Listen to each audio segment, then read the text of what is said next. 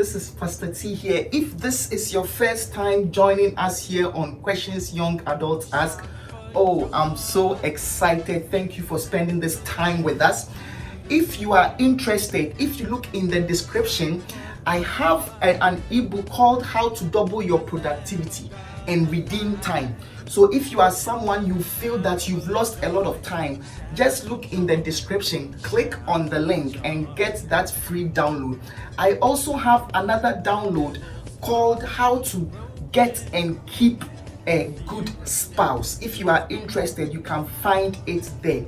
If this is your first time, also consider subscribing to this channel and liking this particular video if you enjoy it, so that more people will be able to watch this video. So today I am talking about how to be able to handle loneliness.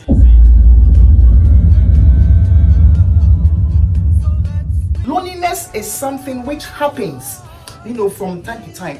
Unfortunately, when people are not able to handle their loneliness well, it ends in other things, especially depression.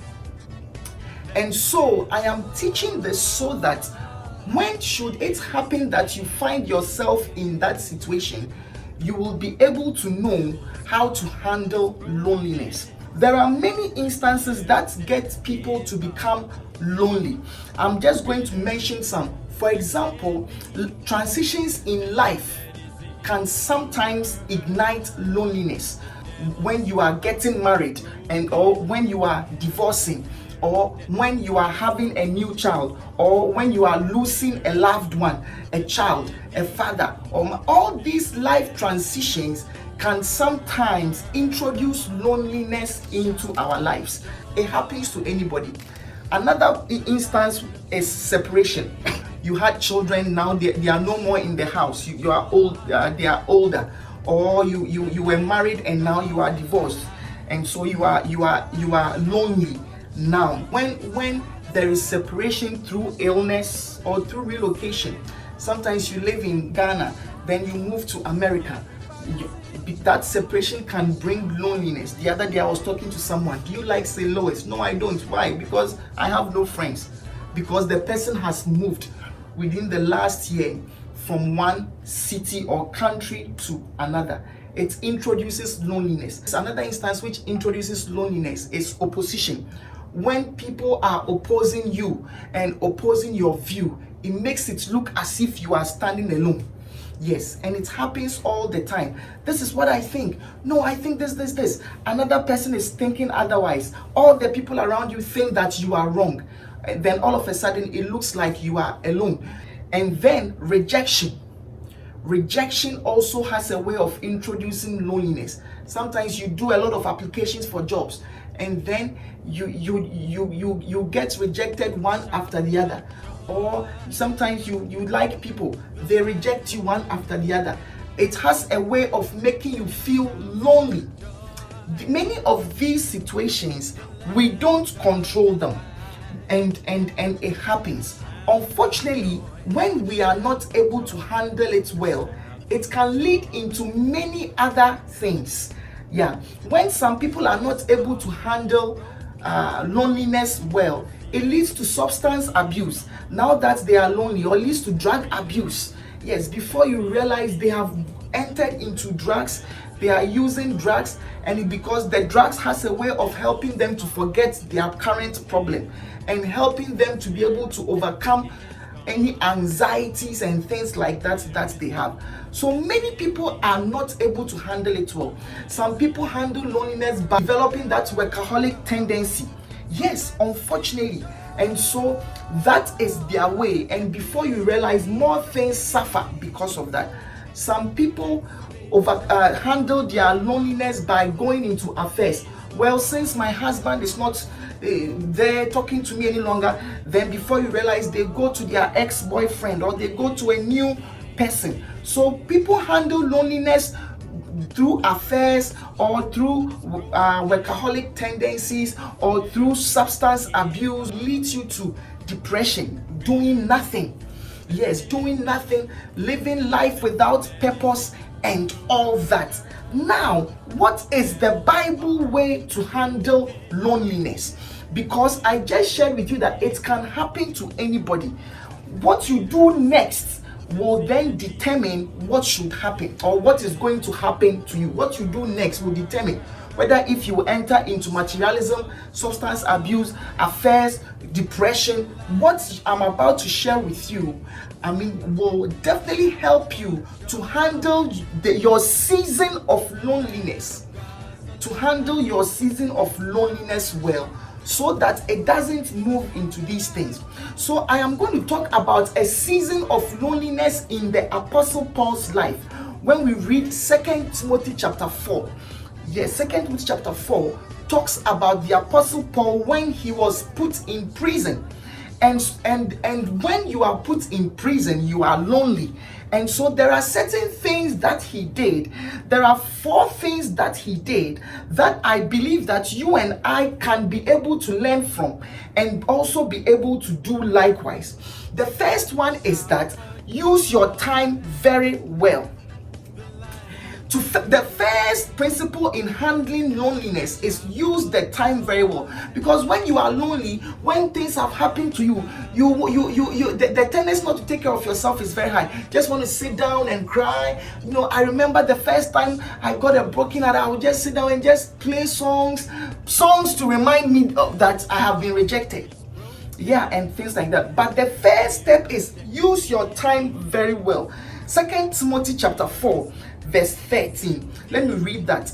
The cloak that I left at Troas with Carpus, when thou comest, bring with thee and the books, but especially the parchment. Bring with thee and the books, especially the parchment. So he realized that no, loneliness is an opportunity to actually study. So he wrote and said, look, bring the books, bring it. I need to do some studying. Did you know that most of the letters Apostle Paul wrote, he wrote them in that prison when he was lonely, when there was no one with him? Loneliness is always an opportunity. Rejection, opposition, and separation, all those things are opportunities.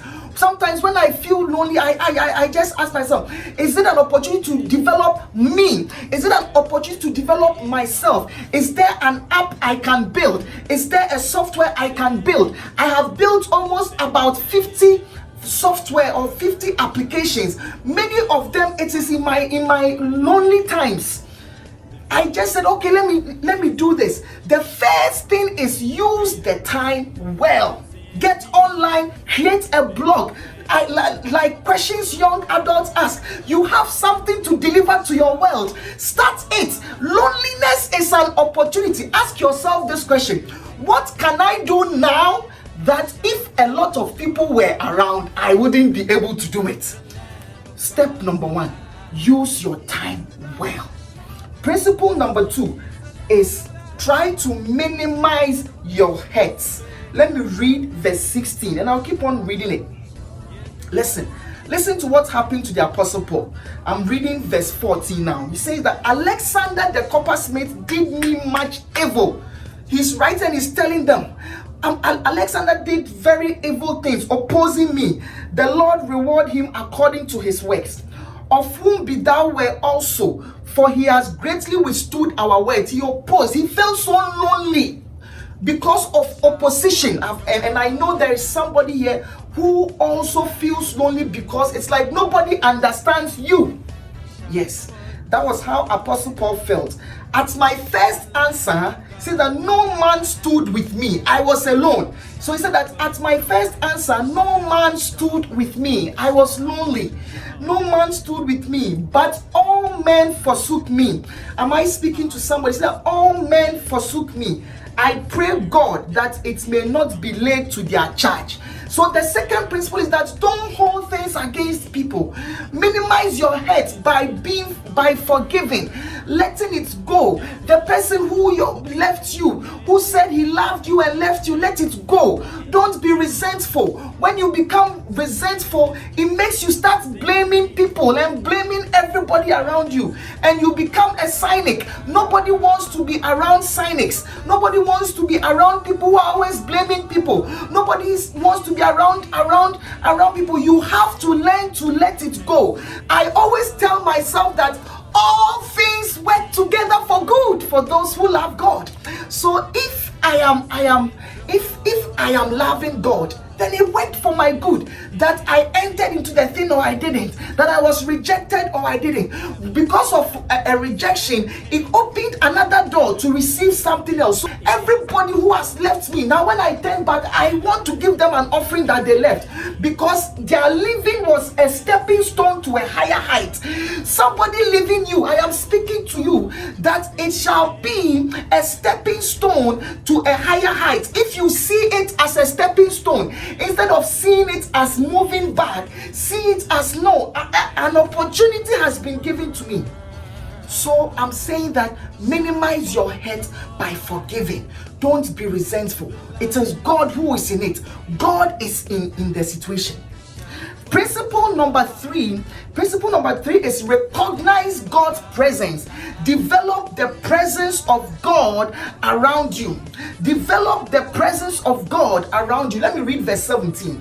Listen, so he says that, notwithstanding, the Lord stood with me. So if in your time of loneliness, remember to develop your relationship with the Lord, because the Lord will stand with you. Friends will leave you, but God will not leave you. Family will leave you, but God will not leave you. Jesus said that I will not leave you nor forsake you. Yes. So develop your relationship with Jesus. If you are alone, this is the time. Say that, and notwithstanding, the Lord stood with me and strengthened me. And strengthened me. So develop that presence. I always tell people that there is no way I can feel lonely. No. Because as far as I'm concerned, God is a person. God's glory can be made flesh. Yes. I mean, when God speaks to me, I can hear. And when I speak to him, he can hear, because I have developed that relationship. So turn off your phone. Put on some soaking music. When you go to YouTube, look for soaking worship music. Just play it. As you play it, just talk to God from your heart. Just worship him. Bible says that God inhabits the praises and worship of his people. Just worship him. As you worship him, you will see the presence of God will fill you. You will begin to walk with the presence. You will begin to see that strengthening is coming from within, because that is what happens. Principle number 3, an opportunity has been given to you to develop the presence of God around you. It's an opportunity to know God and develop the presence with God. You don't need to have an agenda. Come to God with an agenda-free session. The Lord, for the next, from 6 a.m. to 6 p.m. is me and you. Just no agenda, nothing. Just, I want to know you. Just talking to God. Just desiring God. That's what I mean. And then the last one, the last principle is the principle of emphasizing on other people's needs. If you are going to handle loneliness well, stop thinking about you. Ask yourself, what can I do for others? The Apostle Paul was thinking about others. What he said in verse 17. He said that notwithstanding, the Lord stood with me and strengthened me, that by me the preaching might be fully known, and that all the Gentiles might hear. Yes. And so he was interested in the Gentiles. He wanted to go and preach. That was his focus. That was why he did a lot of writing of letters and things like that. In his loneliness, he was thinking about others. Don't say that when my issue is solved first, before I will do it for others. No.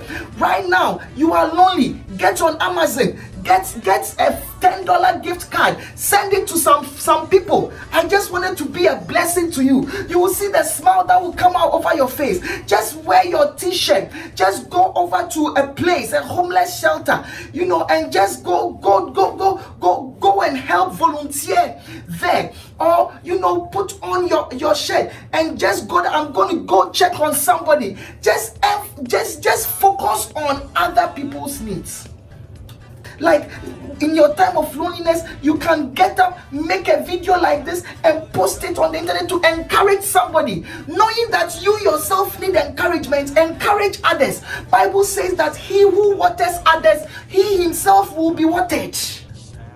So think about others, focus on others, emphasize the needs of others during your period of loneliness. Yeah, what you will realize is that before you realize, God has sent wonderful people around you. Bible says that God said that because I love you, I will give people for your life. Before you realize there are good people around you again. Before you realize you are no more lonely. Yes. To handle loneliness, you need to remember these 4 things. You need to, number 1, use your time very well. Number 2, you need to minimize your hurts by forgiving everybody who needs to be forgiven. Number 3, develop the presence of God with you and grow that relationship. And number 4, you need to emphasize the needs of others. If you enjoyed this video, why don't you share this with a friend somewhere and like this video wherever you are? Subscribe to this channel if you haven't done so already. It is my prayer that God will help you to handle your season of loneliness. In Jesus' name, God bless you.